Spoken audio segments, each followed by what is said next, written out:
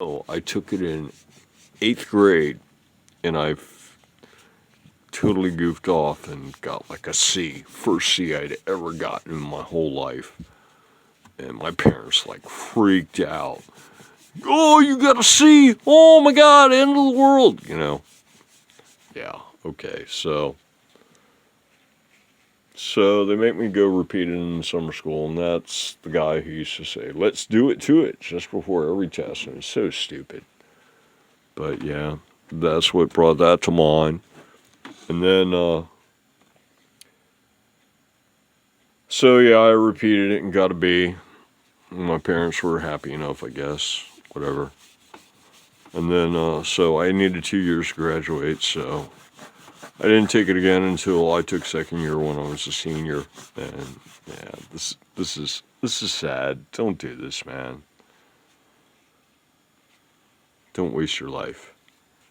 But yeah, so I didn't have to take second year Spanish until I was a senior, and by that time I was already more or less guaranteed to graduate, and so I more or less slept through class. The only photograph my senior year school book, because I didn't even show up to get my picture taken, is me asleep in Spanish class, second year Spanish class.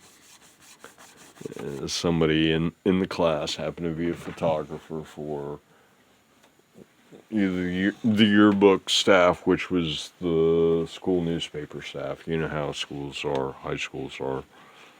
If you're newsy, you're a newsy, man. And if you're a shutterbug, you're a shutterbug. I had the shutterbug thing for myself. I had the shutterbug bite me for a bit there myself. But, yeah, so that's the only photo is me asleep in second year Spanish. And I got an F, fourth quarter. I know. Don't do that, folks. Yeah. As far as education goes, what you want to do is you want to get an education that's going to make you money. And you want to do it in something that's not going to go away. I was in aerospace, and I was part of the up-and-coming generation for Star Wars, actually. And we went from building 3 fighter planes a year when I'm getting a little yellow off this, but this is starting to look okay. Went from building 3 fighter planes a year when I was born to one every 30 years by the time I was ready to enter the field. So, okay, yeah, there we go. That's what I'm talking about, man. That's what I'm talking about. And see, this is really just the reflection off the beer bottle. Yeah, buddy. Sweet. Oh my God, yes. Oh my God, yes. And see, I've just been mumbling along here about Spanish class and whatever. Right. Yeah. So, yeah. Get out there. Get some training. And make sure it's in something that's going to last. Yeah. Okay. Yeah. This is looking real cool, man. And I don't even have it in real light. Let's put in some real light. Let's see what's up.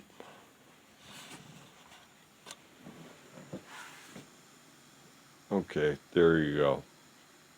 All right, I think that's. I'm just looking at it through the camera, and already I can tell this is going to be nice, man. Yeah, okay. Shellac works, folks. I think we can call this experiment a rousing success. Let me see what this looks like in person. Okay, so in person, this has a.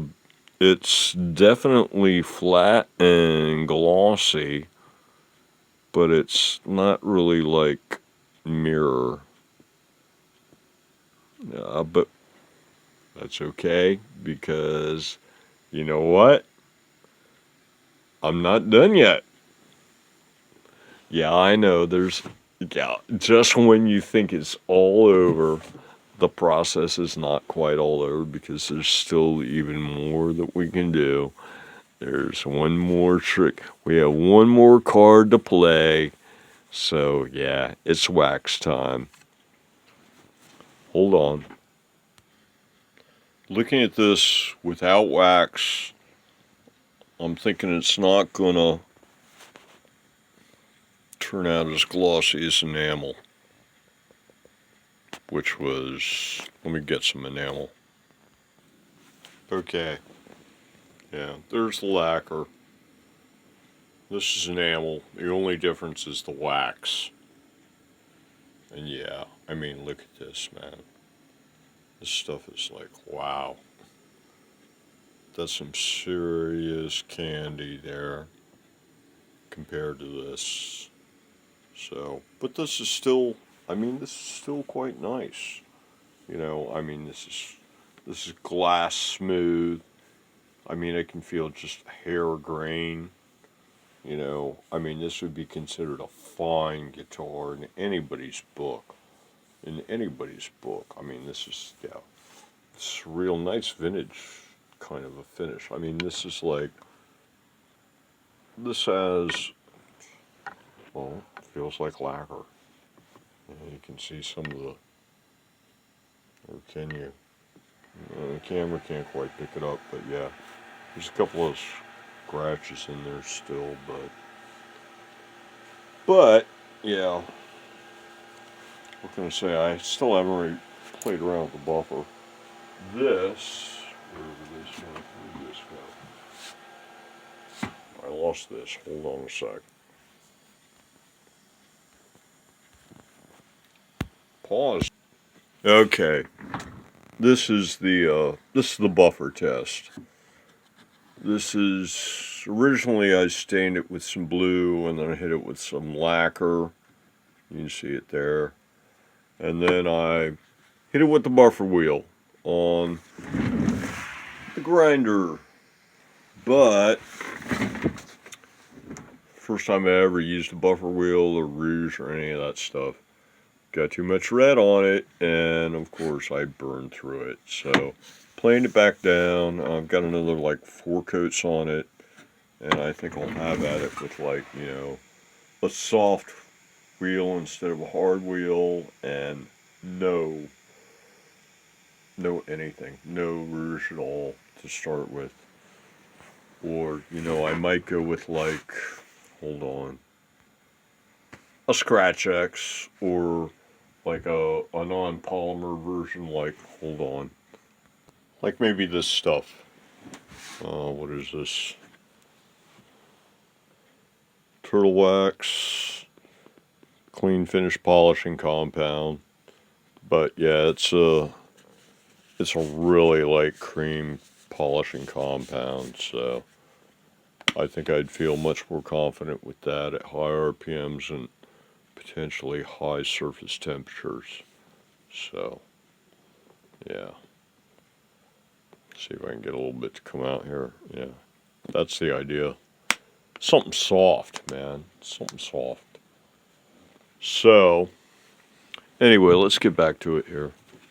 Okay, so enough of the buffer test and the failed buffer test, and we'll set our enamel examples aside gently for now, because they did turn out quite pretty and we don't want to damage them. Alright, now over here, yeah, the only thing left is wax. Let me grab that. And on this one here, we're up to, I think, 3 or 4 coats on this side, and it's still a little tacky. So yeah, maybe 1 or 2 more coats, and we're going to be more or less, or maybe once this all dries out completely, we're going to be more or less where this stuff was when I first started shooting this video, except for the 320 sanding. So yeah, as far as like coats go, this could be in the house, or maybe 1 more, 2 more at most. Let's see what happens with the red.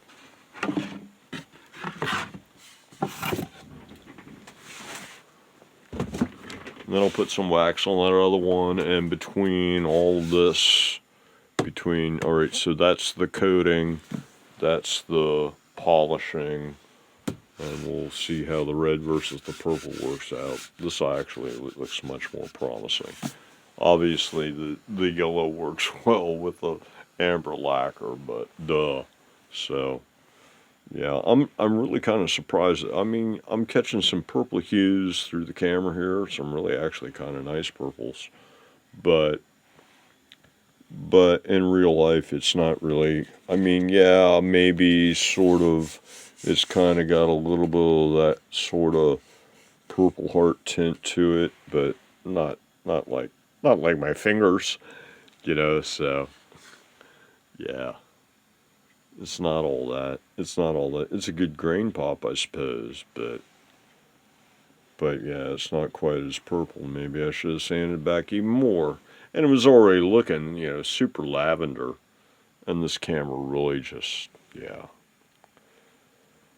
I think saturation on this lens is a little on the high side here, folks. So yeah, the yellows are looking a little richer and the purples are looking a little richer. And now it's getting into some green. Yeah, see, that's one of the downsides of working with pine, is that your yellows are going to turn green and stuff. Everything sort of turns green in the end, it seems. That's kind of got a green hue to it. That stuff's really looking purple though. But you see, in real life, that all looks brown. Let me see if I can get it in a different light to make it look more like IRL. And I'm not having any luck here at all. There, that's a little better. That's more or less what I see without the camera. Is I just see, yellow and brown and yellow and brown and yellow, brown, and then some red stuff. And that still looks way more vibrant than it does in real life. In real life, it's a little bit more washed out and dried out than it does there. This camera's just really doing real good on the colors right now, so yeah, feast your eyes on the eye candy, because these colors are just a little bit richer than real life. Somebody's got the saturation turned up too high. Just pretend you're watching television, right? Okay, let me get the wax, or where am I at here? No, we're going to shellac that. We're going to wax that. So, yeah. And we got some stuff open here. Duh. Okay, so got a new applicator here. I dropped the old one on the floor and it got contaminated, and I didn't want to burn through all my little sponge thingies here, so I decided to cut it in half and make two out of it. So we got some more of that shellac. That stuff sure is brown looking, isn't it? And on we go. Yeah, this definitely does have that pouring the magic liquid on the guitar effect to it, I must say. So that's kind of cool. That's, what they say, this is the funnest part of the build, right? This is supposed to be the funnest part of the build. Is that part right there. Oh yeah, nothing like freshly applied clear coat. I'm saying, look at that nice, beautiful, rich red. Yeah, oh yeah, oh yeah. God, that it wouldn't just stay that way once it dries. Now you see, actually enamel does, and I'm thinking that the totally e-ticket ride for getting this kind of a look when you're dry, except we've got a little bit of, it's not that well sanded there though. So yeah, I think the e-ticket ride for dipped in glass, like this is when it's wet, might be you shoot it with the Rust-Oleum clear enamel, and after every coat you just very lightly sand it with whatever it takes, as little as possible, in order to just kind of remove, just to get it even. And I haven't tested that yet. I guess it's time for another finishing experiment. But But yeah, I'm thinking that a low number of coats. You might be able to get away with 3 coats. You do a coat, and first you sand the guitar, to whatever level of smoothness that you want to end up at, and then you put on like 1 coat, maybe a tack coat, and then a coat, and then if it needed, sand it, or yeah, only if it needed. I mean, it's like, at that point you probably don't have to scuff, but and if you're gonna scuff, you scuff like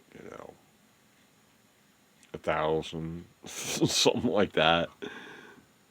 Yeah, nothing hard, man. You only got 1 coat on it, so. And then yeah, so something 1,000 or higher grit to touch up any imperfections on your first serious coat, and then a final coat. It could be that easy. It could be that easy. Now, when you get down to the science of it all, it probably has something to do with the index of refraction of the various clear coats that you use on the guitar. But I don't want to turn this into rocket science, man. I just want some good results without having to think about it too hard or work too hard. So I'm lazy. I'm a perfectionist, but I'm lazy. So give me liquid glass in a can that I can just like pour on or spray on or whatever and go away and watch TV. And that's what I'm looking for. So we'll see what happens.